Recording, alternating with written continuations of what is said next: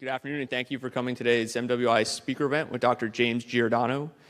Dr. Giordano is a professor in the Department of Neurology and Biochemistry, chief of the Neuroethics Studies Program of the Pellegrino Center for Clinic Bioethics, and co-director of the O'Neill Pellegrino Program in Brain Science and Global Health Law and Policy at Georgetown University Medical Center. As well, Dr. Giordano currently serves as an appointed member of the United States Department of Health and Human Services Secretary Advisory Council on Human Research Protections. He is a researcher and task leader of the European Union Human Brain Project and has served as an appointed member of the Neuroethics Legal and Social Issues Advisory Panel of the Defense Advanced Research Projects Agency, DARPA, and Senior Advisory Fellow of the Strategic Multilayer Assessment Branch of the Joint Staff of the Pentagon. It's quite a bit. In his spare time, he has authored over 260 publications in neuroscience and neuroethics, 7 books, and 13 government white papers on neurotechnology, ethics, and biosecurity, and is an editor-in-chief of the International Journal of Philosophy, Ethics, and Humanities in Medicine. Dr. Giordano, thank you for joining us today. Thank you very much. No. Don't applaud now. Wait till the end because the performance pressure is much too severe if you do that. And my thought is you're probably not going to applaud at the end, but what I'm going to hear is the slamming shut of your sphincters with fear. That's good. That's been successful. It's a pleasure to be here. It's a real honor to be here. Is that Yoshi in the audience? Hello. No PDAs, but I do want you to come up and say hello. Your mother says hello. Everybody has a mother, I know hers. So what we're here to talk about today is the fact that the brain is and will be the 21st century battlescape in many ways. End of story. We could stop it there and I could let you go back to your respective units and think about that for a while, but I'm here to tell you absolutely, as much as there's a big old Tyrolean nose on this face, that you will encounter some form of neurocognitive science that has been weaponized not only in your military career, but in your personal and professional lives, irrespective of whether those two things coincide or not. So the idea of the brain as the battlescape is very important. And more importantly is this other acronym that's up there, which is WMD squared. Please get used to this because this is going to be part of the idea of irregular warfare and ongoing military innovation in your careers. Weapons of mass destruction and disruption. Disruption and influence will be the key to creating peer capabilities and asymmetrical engagements. Let me say it again. It will be the key to creating peer capability in asymmetrical relations and engagements. If we talk about what brain science is, let me just give you a little bit of brief background on this field that is now called neuroscience. As a titular field, as a named field, neuroscience has only been in existence for 40 years. I know that because I've been a neuroscientist for about 38 of those 40 years. When I first applied to get into a program in neuroscience, there were only 4 neuroscience programs in the continental United States. 4. Right now, at this particular point, there are well over 200 dedicated university and collegiate programs, several programs at the junior college level, several programs at the high school level, and many, many dozens of independent think tanks and philanthropic organizations solely devoted to brain sciences. That's just here in the United States. Furthermore, what becomes critically important for you to understand is that brain science is not just a United States enterprise or effort, nor is it singularly an effort of the United States allies worldwide. Increasingly, it is becoming an international, multinational, global, and independently exercised event and endeavor, which increases the capability of the brain sciences to develop not only new theories, but ever more sophisticated tools. I like this slide a lot because what it presents for you, ladies and gentlemen, is a century-long history of brain science, even before it was called neuroscience. Look, let's face it, for as long as human beings were looking in some reflective pool and recognized that the thing looking back at them was themselves, there was some interest in what makes me me, what makes me think, what makes me feel, what makes me behave the way I do and you behave and think the way you do. What is my sense of self? Do I have free will, and what is the nature of that? And how can we affect that in a variety of ways that go from the non-kinetic all the way to the kinetic? If we take centenary jumps into the era of the Enlightenment, we can see the great thinkers that came before and during the Enlightenment, inclusive but not limited to people like René Descartes, pondered the idea of what that means. Cogito, ergo sum. I think, therefore I am. The inverse of the statement that in many cases was implicit but now becomes ever more explicit is what makes me think. And if I can understand what makes me think and makes you think and makes you feel, then that understanding may in fact flavor, if not directly influence, the way you and I interact. But more than that, if in fact I understand how it is that your brain does what your brain does, I may be able to access your brain and affect your brain indirectly and directly. And what this allows us to do is to create tremendous potential and possibility and probability, potential, possibility, and probability of what the brain sciences can do and will do. Remember these three letters, A, and A. Keep them as your viable mantra for the duration of this course, today, and throughout your professional careers and each and all of the opportunities that you have to interface and try to understand the power that the brain and cognitive sciences can yield. A, the ability to assess the brain and its functions. A, the ability to access the brain on a variety of levels, from the subcellular all the way to the social. And A, the ability to affect the brains and the individuals in which those brains are embodied and the ecologies in which those individuals enact, engage, encounter, from the level of the individual to the group, to the community, to the populational. Look at the power that understanding tools and techniques of the brain sciences afford. It's there before you on the screen. Obviously, if in fact this gives me some insight to the way people interact, inclusive of the way they may interact in bellicose, aggressive, violent, and volatile ways, and it also confers upon me certain powers to be able to influence that, alter that, change that, mitigate that, then clearly I'm able to use the brain sciences, as we have tried repeatedly in the past, to influence the postures and capabilities not only of our own individuals who are engaged in warfare, intelligence, and national security operations, but those who seek to threaten us. In other words, we can utilize these things in national security, intelligence, and defense. Please look at the timeline.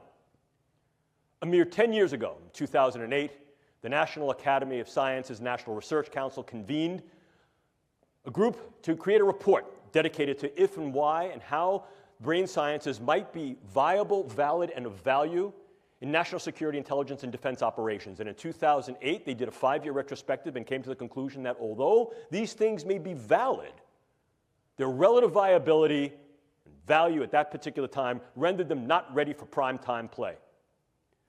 Our group, working with others internationally, inclusive of the Nuffield Council in the UK, proceeded forward from 2008 and did a slightly deeper dive, looking at international capabilities, limitations, and delimitations in the brain sciences, and came to a very, very different set of conclusions. Not only were the brain sciences increasingly being considered, interested, and used for possibilities of national security, intelligence, and defense, but they would continue to be so as more and more countries internationally developed the capabilities and the specialized agendas to be able to look into the brain and affect the brain. So much so that by 2014, the exact same committee reconvened and recognized at that time that the brain sciences indeed were ready and in operational prime time for warfare, intelligence, and national security agenda. In other words, it is valid, valuable, and already in operational play.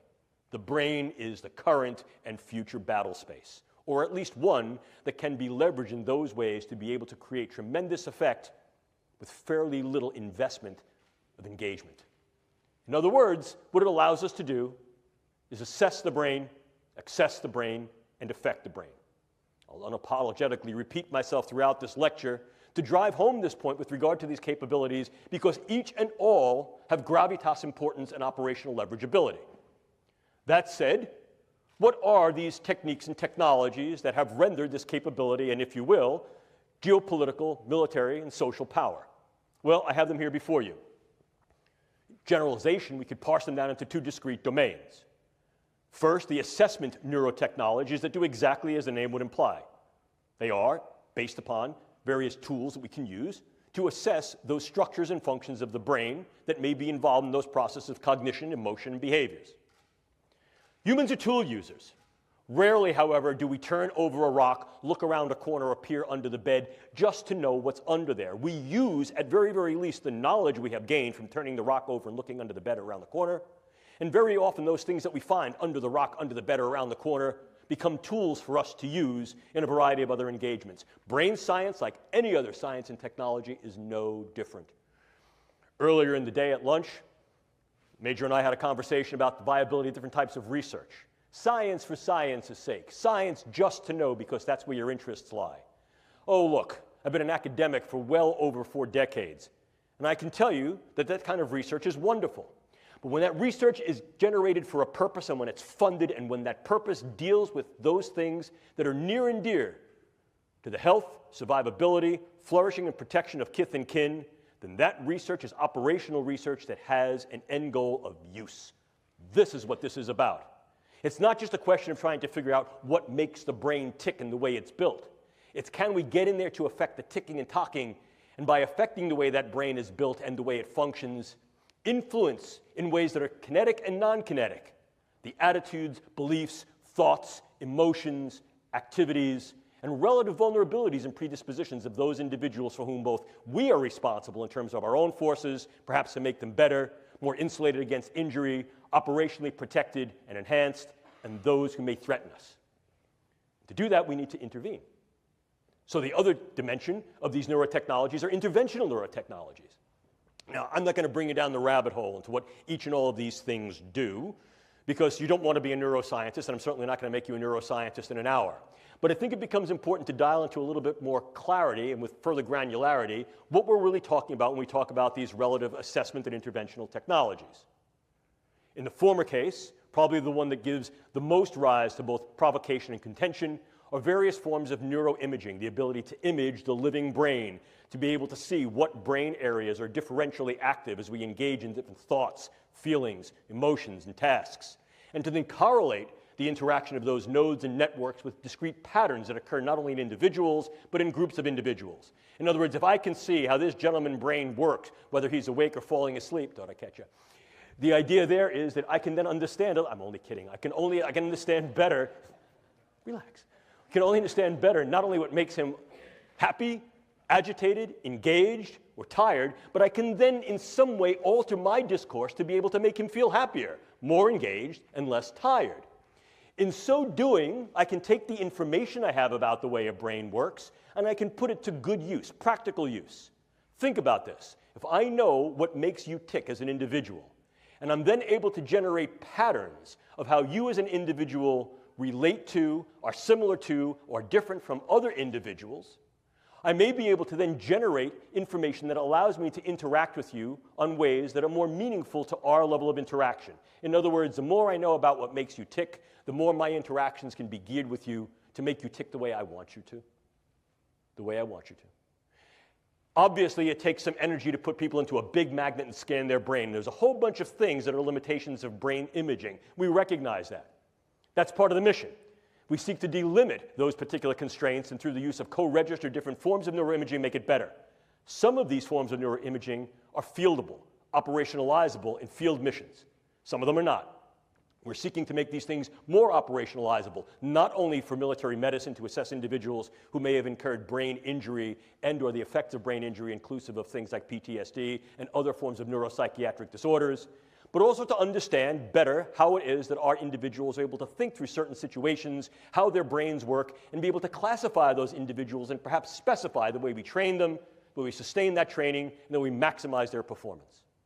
We can use other methods as well, genetics, biomarkers, and information. And that information is critical. One of the things you must learn is as military personnel, your demographic, biological, social, and psychological information exists in your jacket and is in fact retrievable in real time. That information becomes ever more important as we try to understand the you-ness of you. And the nature to classify that information, hold that information secure, doesn't only exist on the medical side with regard to your HIPAA records, but increasingly is becoming a concern for national security when these large-scale big databases of brain structure and function, physiology, biopsychosocial demographics become ever more available and ever more relevant to what's making you tick, what's making you talk, what's making you strong, and what's making you vulnerable. And the fact that other nations, inclusive of China and Russia, are engaging in large-scale neuro-big data initiatives to be able to create large-scale databases that can join not only imaging and physiological, but as well as other forms of phenotypic and genetic data of the entirety of populations renders great power because there's great capability in that information to know where key points of strength and vulnerability may lie, and also to intercede, to inject information in some way be able to affect what appears to be your medical record, your personal record, the evidence that is you. And we can take that step to go one step further. The more I know about you and the more I know about the way your brain works as individuals, groups, communities, and even populations, the more I can utilize non-kinetic means such as informational means of narratives, iconographies, semiotics to influence your emotions and your behaviors. We can do this subliminally through computer images. We can do this more liminally through the types of engagements, interactions that we engage through psychological operations and informational operations. We can train better our human terrain teams to be able to interact with individuals in a variety of cultures, groups, settings, and ecologies to be able to improve their performance so as to be less distancing and more ameliorating. We can go further than that as well. We can also utilize these interventional technologies in those ways that may be able to directly affect the brain. Probably the one that you've heard about most recently, most contemporaneously in the literature, is the possibility to use some form of directed energy to affect physiology peripherally and also to affect the physiology and health of the brain. Case in point here, U.S. Embassy personnel in Havana and possibly in China. And of course, there's not a lot that I can tell you about that, although I am one of the researchers on that particular project. But this seems to be wholly indicative and supportive of the fact that this was at least some form of directed energy, whether it was wholly intentional or not, still remains to be definitively decided. However, the pattern of insult and injury to those individuals and the pattern of injury of who was affected strongly suggests that this was an intentional and directed engagement, and that this represents a beta test, a possible probe of a directed energy neuroweapon. And there are a number of countries that had developed initiatives and agenda towards developing just these types of things, the United States included. But you also have a whole host of other things that can go bump and bang in your brain. The more we understand the specificity of the brain on a very granular level, the more we're able to derive and develop particular types of drugs that not only can enhance and optimize the performance of our people, but can also be used to mitigate, militate, and in some cases manifest profound morbid changes in their people. In other words, against a hostile other. Drugs can be exceedingly specific, and as I'll show you in a moment, can be very, very much used to individualize weaponology in terms of what we call precision pathology or precision effect. We can go further. Clearly, one of the things we can also do is transcranial neuromodulation, the idea of going through the skull to modulate the node and network activity of the brain, to optimize the performance of key individuals in certain tasks and performances that are relatively to their missional space.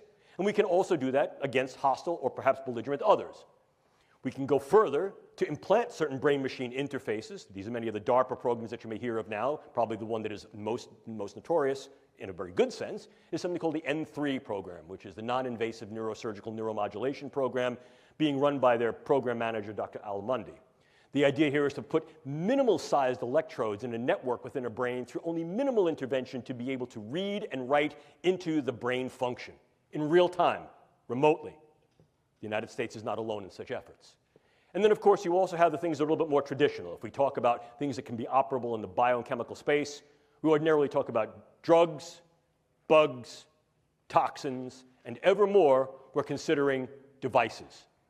At the last Biological Toxins and Weapons Convention, the RevCon, it was then raised by the Australia group that we need to be a little bit more salient in our attention to those possible neurotechnological devices that may be able to be weaponized. Our group has also argued that the current considerations and extant categories of the Biological Toxins and Weapons Conventions are not detailed enough to be able to appreciate or keep pace with the advances in this form of science that can be weaponized that poses a risk and threat on the battle space. So, how then can we use these elements as weapons, means of contending against others? Formal definition of a weapon, right out of the Oxford Old English Dictionary. Means of contending against others. And we can do that in a number of ways. We can militate their behaviors and their thoughts in some ways as to make them more amenable to what we do, the idea of positive weaponology. Or we can, in fact, mitigate and, in some cases, completely nullify their capability, will, or engagement to fight. If we combine those two definitions into one, what we find is those agents that will either change individuals' thoughts, vulnerabilities, volatility to violence and aggression, or incur morbidity, dysfunction, and or mortality in such a way as to then mitigate the engagement altogether. You still with me? That said, we can break down any form of weaponology into two discrete categories: soft weapons and hard weapons. In the former categorization, soft weapons include but are not limited to such things like economic leveraging to create economics, market values, market presence, presence at international bargaining tables to develop international power and leverage as a soft weapon. Clearly, the more we're able to make an impact in a field, in a dimension, by virtue of research, medicine, technology, infiltration into a variety of areas of the public space, the more we're able to yield economic strong-arming, economic leveraging. I think an important consideration that I'll reiterate later in this particular lecture is that there are countries outside the United States and or the West that are increasing their capabilities by intent in the brain sciences so as to be able to gain this type of economic leveraging in international global markets, in medicine, science technology, and the military. Most notably among them is China. We'll talk more about that momentarily. But we can also utilize weapons in more of a soft approach, as I mentioned earlier. The more I know about what makes you tick, the more I might be able to do things like weaponize the approach that I then take towards you in my interactions and engagements with you. Here we can utilize the brain sciences for psychological operations. Most notably, one of the DARPA programs run by the program manager Bill Casebeer, Dr. Bill Casebeer, who subsequently went on to be a program manager at Lockheed Martin and run their brain-machine interfacing programs. Bill Casebeer's program was called Narrative Networks. And one component of the Narrative Networks project was something called neural narratives. If we understand how it is that brains and individuals, groups, and populations respond to certain forms of imaging, memes, iconographies, engagements, the more we may be able to tailor those things through our psychological operations, propaganda, meso, to be able to engage these individuals in more positive ways or in ways that are more influential, to be able to direct their behaviors, their predispositions, and perhaps their engagements with us on a variety of levels from the individual all the way up to the political. But then, of course, we move into the more harder forms of weapons, things such as bullets and bombs. And here, once again, let me reiterate what we're talking about on the neuro side, are drugs, bugs, toxins, and devices. But of course, if we spill over the idea of soft weaponology into a hard weaponization, we also see the use of biodata as a viable weapon. Manipulating biodata so that I can then put into your particular medical records subtle information that may change the disposition of whether you're sick or not, change how you're treated, influence the postures that go to you in terms of insurance, care, viability for military service. By altering that information, by changing those data, by purloining those data, I essentially change the you of you. And I can do that in very subtle and insidious ways. Furthermore, I can do that on a variety of different levels that can affect key individuals so that, in fact, your medical record changes to thereby render you incapable or at least invalid to be able to serve in a way you're serving. Or I can do that on a much larger scale, groups, populations. And if I change those data, I change the way you're being regarded and treated. And I can do that in one of two ways. I can do it in such a way that you're going to be regarded in a negative sense, or I can do that in such a way that I'm going to treat you incorrectly. If I say, for example, you have a particular allergy, or you have particular sensitivities, or you have a particular disorder, you will be treated for that, and that could then harm your health and your stability in both a short wars approach as well as a long wars approach. But if we take a look at this in a little more detail, you can see that once again it folds back to the idea of what can we do to ours and what can be done to others. Clearly, one dimension, one domain of operational viability and value is to enhance the capabilities of the combat and intelligence operator across a range of scalabilities in both general purpose and more select forces. And this is the idea of neuro-enablement. Neuro-enablement. You will hear this referred to in a variety of different ways. Performance optimization, enhancement, enablement, maximization. These terms mean something. A number of years ago, our group was tasked with the Air Force to develop a lexicon, a nomenclature, that would be able to define these in more precise ways. And I'll not bore you with that now. But the idea of enablement gives forth, I think, a particular meaning that's relevant. You're enabling individuals to do some aspects of a performance of a task that is germane and justified to their operational mission and that is, in fact, done with regard to protection of their charges. So in other words, we're saying, we're going to make you good to go, and we've decided that this is good. The reason this can become problematic, of course, is that what definition of good are we using? What we define, whoever the proverbial we may be, to be good, might be quite different than what they, whoever the proverbial they is. And as a consequence, we have to keep a much broader window of opportunity and possibility open to be aware for the potential benefits, burdens, and risks that this type of engagement may pose. What types of things can we do to make our people better, if you will? Well, certainly we can use a variety of advanced psychopharmacologics and neuropharmacologics, in other words, drugs. And I refer you to a wonderful book written by a colleague of mine, Professor Jonathan Moreno, called Mind Wars. First edition came out in 2006, second edition came out in 2012. And Professor Moreno does a very good job in defining and explaining the history and historicity of the way the brain and cognitive sciences had been used in national security, intelligence, and defense operations, both by the United States and more globally. And what we see is that this is certainly not a new event. We can look back into antiquity and see that there have been attempts to try to maximize the performance, capability, sustainability, and protection of those individuals who are operational warfighters, literally from ancient Rome and Greece all the way to the 20th and now 21st century. It's the tools and techniques based upon the understanding and depth that we have that increases the granularity and specificity of effect and increases sophistication and gravitas of outcome. The more we know about the brain, the more we can develop ever more selective agents to affect the structures and functions of the brain in cognition, emotion, and actions, and the more we can do so in a way that's more like sharpshooting rather than buckshotting. But irrespectively, drugs can be somewhat dirty. What I mean by that is they can have a host of adverse effects, some of them side effects, some of them direct effects. And very often what we'll find is that unless we're able to deliver the drugs directly to a particular site in the brain or elsewhere in the nervous system, they can have heterogeneity of effects throughout the body. And that can lead us to some undesirable outcomes. But we don't need to be limited to drugs. No. We can also use a variety of computational brain-machine interfaces that are both closed and open loop.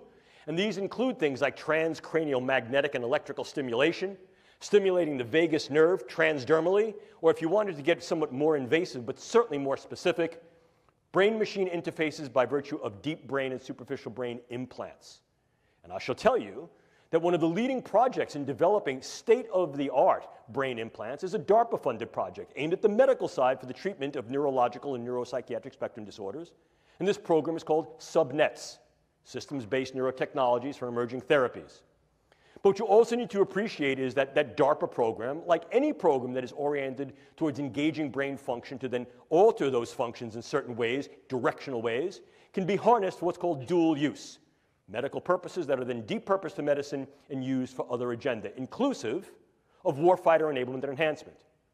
Furthermore, we understand that there are a number of nations outside the United States, some of whom are allied, others that are at least competitive, if not combative, that are engaged in these types of programs looking at the capability for transcranial and deep intracranial modulation of brain function to improve the functional performance of military and intelligence operators across a range of viable missional tasks. We are not alone in these pursuits, and I think that's something that needs to be appreciated. But it's not just a question of what we can do to our own, because very often in raising these questions, we tend to, what I call, err on the side of moral probity, and we recognize that there are particular limitations, limits, boundaries, thresholds that cannot and perhaps should not be crossed in terms of what we can do. And if we intend to cross them, we only cross them with consent, and that consent is highly contingent upon the necessity of a continuity of research and clinical care, understanding what happens to the individual once they've been enabled and enhanced, and what may happen when they're no longer enabled and enhanced. In other words, more colloquially, when Superman goes back to being Clark Kent, what happens to Clark becomes the burden and obligation of our responsibility. However, those ethics are not homogeneous on the world stage. And the idea of pushing the envelope of what can be done to the combat, warfighter, and intelligence operator, and perhaps more broadly to those individuals who may oppose particular regimes and or may be military fighters against your own regime, is very often bounded by, and in some cases deconstricted by philosophies, cultures, and ethics of those individuals who may be competitive, if not combative to us. So in other words, this can also be weaponized against others.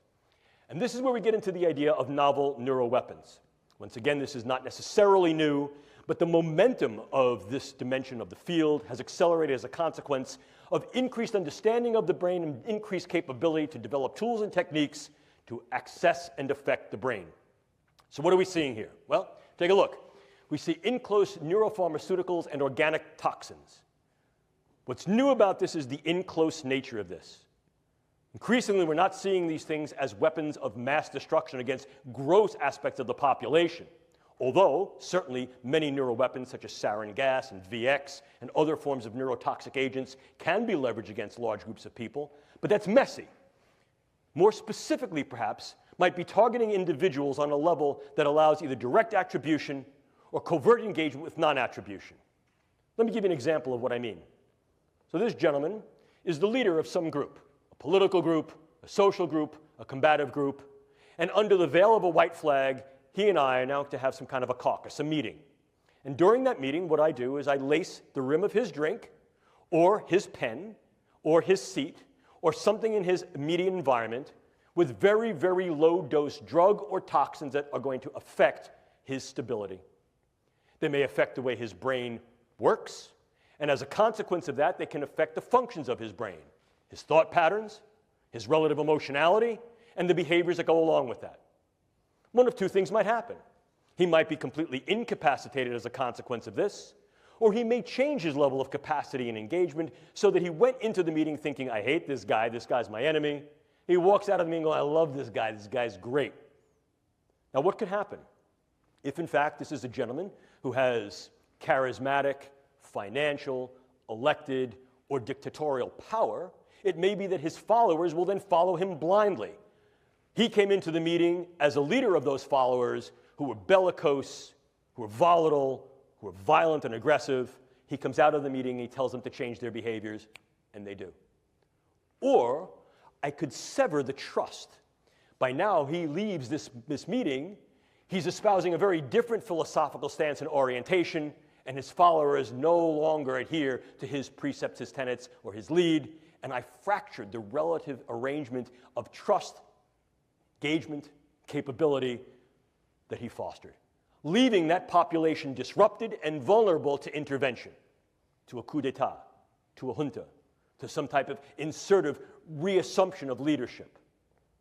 You see how this can work? Furthermore, I can use this very tactically. Some of these agents allow me to assemble the agent on site and not have to stockpile it, which allows me to take the components of this agent into and out of a country, relatively covertly, target a specific individual, change or eliminate that individual with very little attribution and trace, and be able to leave prior to any attribution. Think Novichok. Or I could assemble very small quantities of this that would then allow a specific intervention, characteristically in a place that would not allow such an intervention. Think of the use of a derivative of Vx in an airport. But I could do more than that. I could also incur much broader type of ripple effects.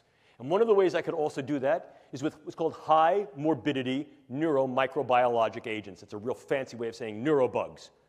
But high morbidity neurobugs. I may not want to kill a lot of people. In fact, arguably, I may assume what is sometimes referred to as the Sailor-Malin mantra.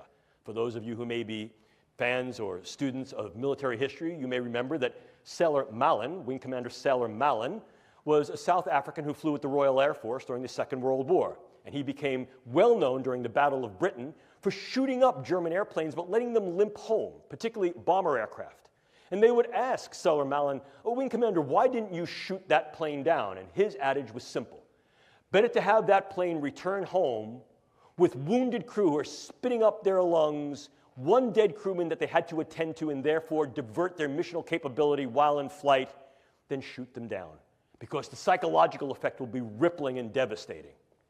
This is sometimes referred to as the Malin effect. What can I do? I can use a particular bug that I may be able to now modify through the use of gene editing technique that is ubiquitously available and fairly easy to use to take a bug that was previously relatively benign and non-pathogenic and make that bug virulent, pathogenic, dangerous.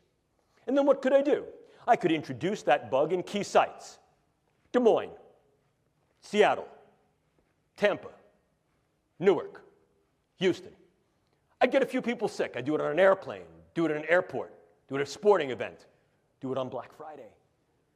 And then what I would do is I would take credit for that, but I'd want to make sure that at least part of the symptomatic constellation was not only neurological, it was profoundly psychological. Agitation, debilitation, sweating, stomach problems, sleeplessness, cardiac problems, things that are what we call top-down neurological in their effect, brain to body and body to brain in the bottom-up cascade. Then what I would do is I would get on the internet, and I would put out over the internet, I did it. Oh yes, I'm that dangerous G group that you should all be afraid of. And in fact, this is far more ubiquitous than I let on. These are only the first cases.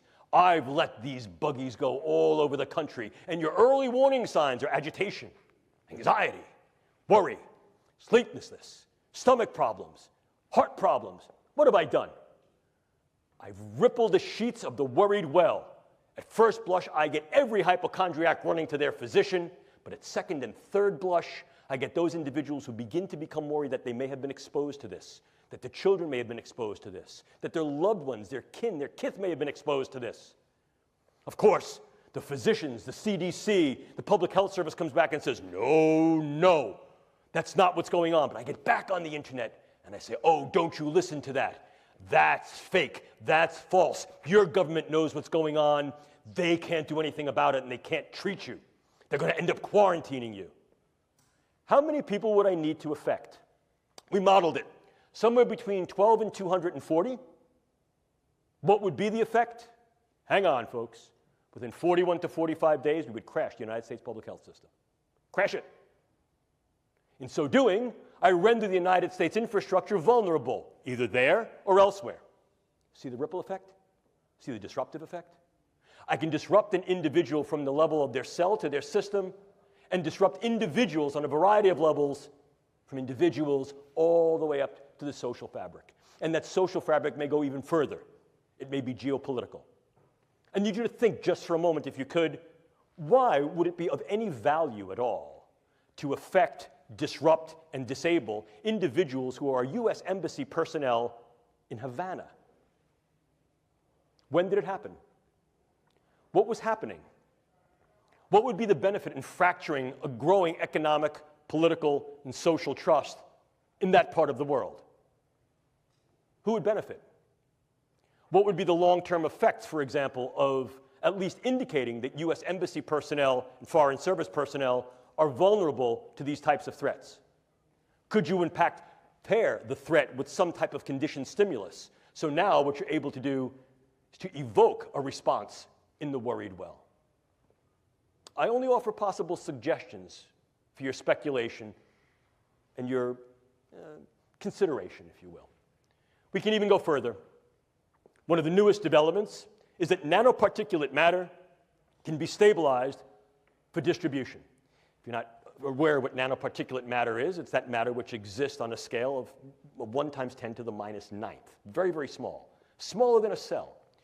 And we can manufacture materials that have discrete properties that can be controlled by virtue of bioengineering and their physical chemistry. To auto-aggregate, to be able to aggregate in particular areas based upon their biological and or chemical sensitivity. But now we go one step further. Most recently, just a few weeks ago, it was announced that you could then aerosolize nanomaterials. And go one step further, I can create small robotic units, controllable robotic units at the nanoscale, and that these too can be aerosolized to create a nanoswarm of biopenetrable materials that you cannot see, that can penetrate all but the most robust biochemical filters, that are able to integrate themselves through a variety of membranes, mucous membranes, and wherever, mouth, nose, ears, eyes, can be then uptaken into the vascular system to create clumping, can affect the vascular system of the brain, or can directly diffuse into the brain space, and these can be weaponized. And they can be done in such a level that their presence is almost impossible to detect, and as such, the attribution becomes exceedingly difficult to demonstrate. How much of this material would I need? Take a look. This is the front of my pen. This amount of nanomaterial, if be able to maintain and sustain with regard to its deliverability and aerosolization, could in fact affect all of you, or based upon where I come from, New York City, all yous. Look at this. Look at this. I'm carrying that material. Would you see it? Would I have to lug a giant weapon into the room? No, I wouldn't. And what if, in fact, I utilized some form of an unmanned aerial device or unmanned ground device as a delivery vehicle? Something like a drone or a bug. Could I do something with that? But let's keep going. Could I also utilize a whole host of devices to be able to affect individuals close in, for example, during interrogations, during social engagements, during human terrain team engagements, or more remotely, in a room, in a theater, in an airplane, in a bus, in a store, in a mall? The answer is increasingly yes. So this then represents for us both a challenge and an opportunity. The challenge is that increasingly what we find is that neuroscience and technology is relatively easy to obtain.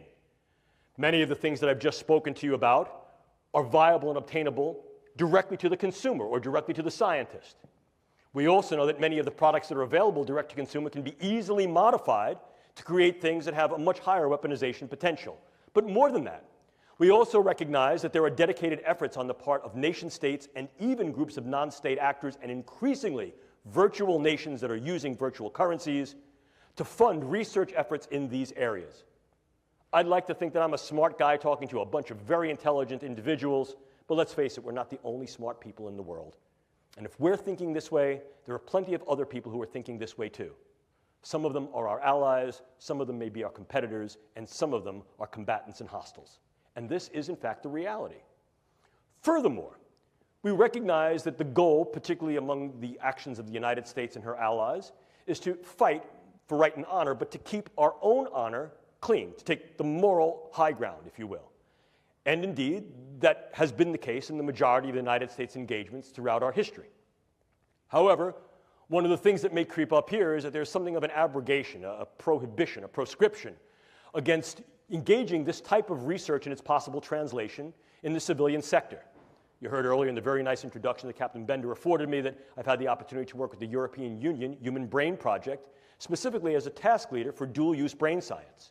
And one of the considerations that grew out of that was that absolutely none of those projects in the Human Brain Project, again, a multinational effort, can and should be uptaken into warfare, intelligence, and national security agenda. That's viable enough. The idea there is that these things should be used for only peaceful means. However, this also creates a challenge. And the challenge is simple. If, in fact, I choose not to train in particular ways, I choose not to train 3 days a week, if, in fact, those individuals who may choose to then conflict with me will then train in the ways that I do not and train on the days of the week that I will not, they may opportunize a select advantage. What do we do about that? Again, I think it becomes at least a problematic issue for discourse because we recognize that in many cases the civilian sector not only is not amenable to engaging in this type of research, certainly many are, but in some cases should not engage in this type of research for those very proscriptions that I had alluded to momentarily. However, the question then becomes, how do we appreciate the international challenge, risk, and threat that the advancements of the brain sciences and cognitive sciences offer for global weaponization, with the brain as the next battlescape? Clearly, it defines some type of a solution space, and there have been those that have posited, myself included, that there should be more directed, more detailed, and more dedicated government efforts in this particular domain, so able to advance the brain science in ways with sustainable funding to understand what the potential risks and threats are, and to develop a stance of preparedness. This becomes increasingly important when we take a look at those countries that have notable and identified programs of high level of investment, of GDP and or other levels of economic investment to advance the brain sciences in those ways that are either directly usable or have some, what I would call, explicit dual use capability. An important consideration that I want you all to bear is that current estimates based upon trend analysis is that by 2025, greater than 50% of research, development, test, evaluation, and possible use of brain sciences in general will occur outside the West. Outside the West. Furthermore, we understand that there has been a directed effort in China to be able to engage the current and future 5-year plans, to be able to advance brain science in those ways, to be able to have a higher level of gravitas with regard to the research, its capability, and its translation in medicine and other agenda, inclusive possible dual use and direct use within warfare, intelligence, and national security. This creates opportunities for research tourism, medical tourism, and market capture. And again, that market capture can be leveraged as economic warfare in terms of being able to destabilize the global market and the global economics that is relevant upon this form of bioscience and technology. But we also recognize that these things are being used for military applications. Certainly, there are directed opportunities and directed agendas for doing that within China. We also recognize that there have been activities and directed initiatives in the former Soviet Union that have now been translated and perpetuated into the current Russian infrastructure of biomedical science for military purposes. And a number of other countries have directed efforts in this space, inclusive of Iran, North Korea, India, Bolivia. Certainly among the US and its allies, we recognize that, the United States, the UK, Canada, Israel, and there are governmental efforts within Europe. We recognize also there are efforts in Japan. But there's another looming threat. The threat is the non-state actor. The threat is the virtual nation. It can establish sovereignty within a sovereignty so as to be able to say that we are immune or inured to your rules and regulations. Essentially, possibly destructive diaspora. And increasingly what we're seeing is the use of Bitcoin currencies and the like allow the finances of these types of things to be sustained in ways that were heretofore economically unimaginable, if not incapable. So as a consequence, what we're recognizing is that the threat parameters, the risk parameters, as well as the challenge and opportunity parameters are growing. We're equally concerned about the do-it-yourself community, not because this community of biohackers represents an inherently malicious or nefarious group, but because of their relative vulnerability to infiltration.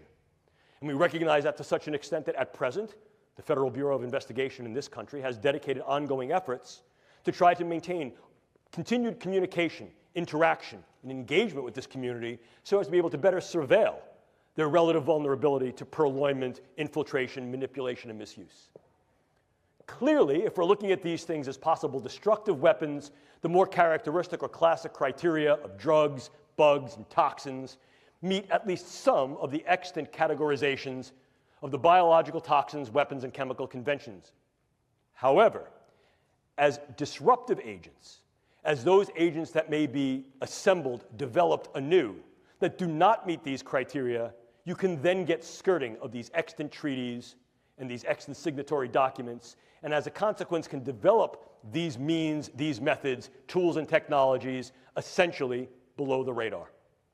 Moreover, as disruptive elements, they need not be mass-produced or stockpiled, but rather their ingenuity is that they're able to be assembled in situ in relatively low quantities and used with specific effects against individuals and small groups to be able to incur disruptive effects, not only within that organism or that group of organisms, but beyond the organismic level, to the systems level, to the social level, to the geopolitical level.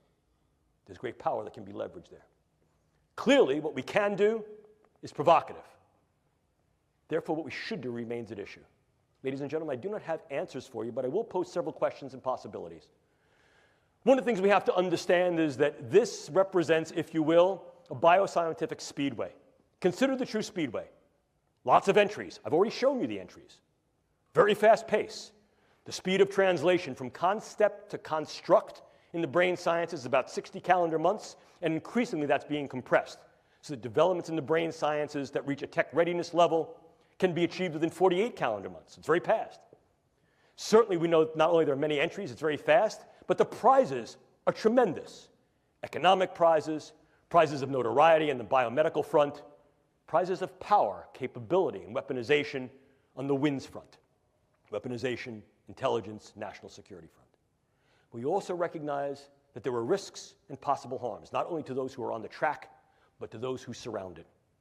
So the idea is, if in fact we're going to move into this space, how can we move into this space with some prudence? How do we move into this space pragmatically? And how do we move into this space in such a way that is prepared? Our group was tasked with developing these protocols and paradigms, and we refer to them as the operational neurotechnology risk assessment and mitigation paradigm. The on-ramp to the neurobiotechnological speedway, if you will. I won't bore you by reading the slide, but I do want you to pay particular attention to the lower box. That's Zig Brzezinski.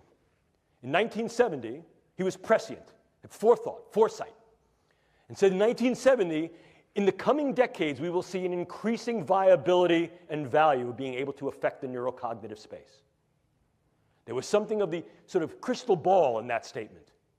We are there, and increasingly will be ever deepeningly there based upon not only our own initiatives, but those initiatives of groups around the country. This is a space that we need to at least be prepared for. A simple precautionary principle will no longer obtain. Why? Number one, it shouldn't. Number two, it's anachronistic.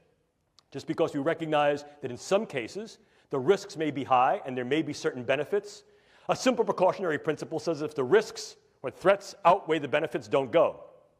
However, we need to also be equally preparative and take a more advanced precautionary principle that says we must examine the potential, the probability, and the possibilities of what those risks and threats are relative to the benefits of a stance of preparedness. And preparedness very often includes engaging the research to understand how these things work and how they can be used. How do we do it? Well, these are some of the contingencies that I offer simply as proposition for you. I ask you to consider them. Number one, what is the technical rightness of any and all form of neuroscience and technology in these types of agenda? What are key situational variables that may be germane to its use or non-use? Is there evaluation or some revision of the various ethical concepts that may be able to guide these uses in practice? And might we need to develop, in some cases, new frameworks, new foundations of ethics that are more applicable, given the fact that the science and technology may be running at a speed to which our ethics and policies may not yet be apace? I'm not going to bore you with these contingencies, but what I want you to do is pretty much go down to the very, very last one. The idea here is can we utilize neuroscience and technology? And if the answer is yes, we can, should we? And if the answer there is we already are, and there are some domains and dimensions by which use should be advocated, for example, non-lethality, least harm, doing less harm than other forms of interventions and engagements that are currently in use, being able to mitigate individuals' capacity or willingness to engage in volatility. In other words, improving the capacity for individuals to gain capability to get along. Well, perhaps there's some value there. If these things are going to be used in a more hard weaponized approach, are they being used in those ways that are less harmful than other extant weapons? And/or what are the postures that we should adopt if, in fact, another nation utilizes this form of weaponology? What represents what I would consider to be comparative or appropriate proportionality? And ultimately, if, in fact, we're going to move into this space, and I think we are moving into this space realistically, not only now but ever more in the future, we have the obligation and responsibility to assess whether or not the contingencies for consent to treat our own people are in place. In other words, if there are things we're going to do to optimize the performance and capabilities of our own personnel, and if there are things that are being done on the world stage, inclusive perhaps by us and our allies, that could mitigate, affect, or manifest change in other personnel, are we prepared to accept those responsibilities? The responsibilities for ongoing research, the responsibilities for ongoing clinical care, not only of ours, but internationally, because of the role that the United States and our allies plays, and because of the need to take an upstanding moral front with regard to the fact that as we develop weapons, and as weapons are developed by us, our allies, and by others, the preparedness stance says we must also be equally assumed, equally in position to be able to not only counter those weapons, but mitigate and treat the effects that those weapons incur. And in fact, historically, very often what we've seen is that that has been the interesting march of science, technology, and medicine, where advancements in medicine very often arise as a consequence of the possible utility of various forms of science and tech to be weaponized and the damage that they incur. But the question still comes up, ladies and gentlemen, what ethics shall we use to guide research, test, development, and perhaps utilization of neuroscience and neurotechnology in these agenda and initiatives? Clearly, here in the United States, as with any open society, our military has relative transparency to the polis for our intents, our goals, and our operations. Absolutely, certain things are held confidential and classified. You don't show the other team your playbook on Friday and expect to win the game on Sunday. Yes, of course. And information we may understand about what they're doing by virtue of our deep and our intermediate surveillance may also be kept close to the chest, if you will. But the transparency of military intent operations goals and interventions here in the United States has been paramount to the nature and fabric of our infrastructure, our politics, and our government. And the same is true for our allies. So at least part of this needs to be at least relevant to, afforded by, and guided through civilian ethics. Why? Because in many cases, it is the civilian institutions that to date have been involved in at least some of the research and development that can be uptaken into dual or direct use agendas. And as such, these things are subject to, and I think validly subject to, civilian ethics of science and technology or biomedical ethics. But if we move increasingly away from that, if we say that indeed the proscriptions and prohibitions, such as those that are being proposed and leveraged by the European Union Human Brain Project and throughout the world by things like dual-use research of concern treaties, such as that which was developed at SLMR, are taken to heart, And civilian agencies, institutions, and organizations are essentially sort of debanded, disbanded, debarred from their engagement in these types of activities. Who then will uptake the torch? Increasingly, there's been some interest, consideration, and real discussion as to reinvestment in government agencies and government-sponsored agencies that are specifically and explicitly dedicated to these pursuits. So to avoid any confusion what the intent is, and to also avoid any confusion as to who's doing what.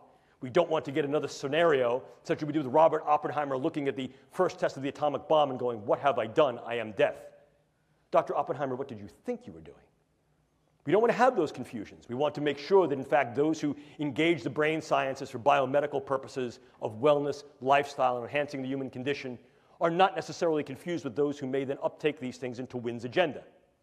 But if that's the case, and these things are moving more into governmental institutions, organizations, and initiatives, are civilian ethics even viable any longer? And if we engage military ethics, what military ethical principles will we engage? The use, development, research, surveillance of these particular things for just war? And if in fact these things are not used in a strictly warfare fashion where war is declared by the use of these agents, yet they still tend to be bellicose or disruptive, can we then say that we can justify their use? In other words, not just a just war, but their just use within this frame of conduct, whatever this may be. And/or can we revive another older and less known tradition, which is called jus contra bellum, which is justification for the use to prevent warfare. Here, the use of the neurocognitive sciences and intelligence, human terrain teams, psychological operations such as narrative networks, may be viable to de-escalate the volatility and vulnerability towards violence and combativeness. But again, we need to consider to what level we will engage this and whether or not the current ethics that we have in place are viable and valuable to do this, and how these things can then be rendered on the international scale. Because if, in fact, this is going to demand the multinational global discourse that it will, then clearly the global relevance of any ethical approach needs to be considered. And ethics very often is said to have a big mouth but no teeth, but policies and international law has choppers that can, in fact, be retributive and can bite. What do these developments then incur for ongoing iterations of the Biological Toxins and Weapons Convention, as well as other treaties, policies, and international laws that may help to guide, direct, if not regulate and govern the use of these particular implements? So the situation we're faced with, ladies and gentlemen, is as follows. As we begin to untangle the Gordian knot of the brain through the development of neuroscience and technologies, we've come to the precarious position of opening the proverbial can of worms of if, how, in what ways, to what extent, and when these techniques and technologies will be used in weaponized intelligence and national security agenda. I submit to you, ladies and gentlemen, that can has already been opened. It'll be our job, and increasingly your job, to be able to navigate this new terrain, this brave new world, and what it incurs. This is Atlas. And the idea of Atlas was that Atlas balanced the integrity and well-being of the world upon his shoulders. I disagree. Atlas of the 21st century, as you see here, balances the world upon her head. What we know about the brain, what we're able to do with the brain, and of all those organisms that are embodied and have one that exist in their various environments, cultures, and ecologies. Because the brain sciences and its technologies confer tremendous capability of knowledge, intervention. With tremendous capability comes tremendous power. And with tremendous power comes great responsibility. Look, that phrase is good enough for Spider-Man, certainly was good enough for Goethe and Nietzsche, certainly good enough for me, and I hand that off to you. Because, ladies and gentlemen, as I started this, neuroscience puts the brain at our fingertips. Whether that's to help, to heal, or to harm, is simply the effect of the human condition and how we put this to play. You will, in your professional careers and your personal lives, see the brain sciences ever more infiltrated and integrated, not only into the battle space, but to the bedside, to the boardroom, and beyond. They will be a part of your realistic lives in the way we engage each other, regard each other, treat each other, interact, and perhaps enter into combat. Understanding the brain sciences and their power will become one of your obligate responsibilities, not only as military officers, but as civilians of the 21st century global space. I like to end a lecture like this, usually by giving you a little personal story. My dad, former Navy man, was an engineer. And one of the things Dad liked to do was build stuff. He liked to tinker. I still like to tinker. I like to work with tools. And my dad was a really bright guy. One of the things he did when I was a kid, he'd come home every month and bring me a new tool, teach me how to use it. So that in fairly short order, as a young kid, I became pretty adroit, or at least I thought I was adroit, with using tools. And with all of the impulsiveness and zeal of youth, getting a new tool with only partial knowledge, I remember one day Dad came home and he said to me, "Jim, here's a brand new tool." And I took it from him. I said, "Thanks, Dad," and I went to go running off. My dad put his hand on my shoulder and he said, "Jim, slow down. Measure twice. Cut once. Sometimes you can't go back." Ladies and gentlemen, these are the brain sciences. They can and they will increasingly be used in national security, intelligence, and defense agenda globally. We need to measure twice and cut once and make sure that the cut that we make is one that is for good, one that is for right, and is one that does not cut our own throats or the throats of others in those ways that are irreparable. I leave you with my father's wisdom. These are some of our white papers that we've submitted to the Strategic Multi-Layer Assessment Group of the Joint Staff of the Pentagon. I can make these slides available to you. These are now all open domain and available to your perusal. If you're interested in some of our ongoing work by my research group, I provide you with some of our own work. And this is the part of the lecture, I'm going to look right at the camera, that is the unabashed self-promotional plug. If you're really interested in this, I've only had the wonder and opportunity to engage with you for about the past hour or so. If you're interested in going further down the rabbit hole and reading about this in greater detail, granularity, and specificity, I recommend this to you. Not because I'm going to go out and buy the new Maserati when you all buy the book, but because I'm very proud of it. And I'm proud of it not because I wrote it, because I only really contributed a couple of chapters. I'm proud of it because bringing this together was a multi-year effort that grew out of a set of, at first, somewhat sensitive but unclassified and some classified conferences that we had that were then subsequently declassified, and then also brought together international leaders in the field of military science, bioengineering, neuroscience, philosophy, ethics, and law to provide their perspective, their lens, their vision and voice as to what's going on in this domain at this point, with some speculation, vision, and proposition as to what may need to go on in the future, so he's able to opportunize the capabilities of the brain sciences and meet and be prepared for the challenges that it offers in this space. At this point, I'd like to thank you all for your attention. I hope I haven't bored you. If you wish to get in touch with me, feel free. Just put in your subject line USMA, so I don't think you're trying to sell me Viagra. Not that I wouldn't buy it, but this way I know where it's coming from. If you want to ask questions, you have some time to do that now. If you don't get to your questions, feel free to email me. I will email you back. It may not be that day or even that week because I may be busy or traveling, but I will, in fact, email you back because that's my obligate responsibility to you. Thank you, ladies and gentlemen, for your time. Appreciate it.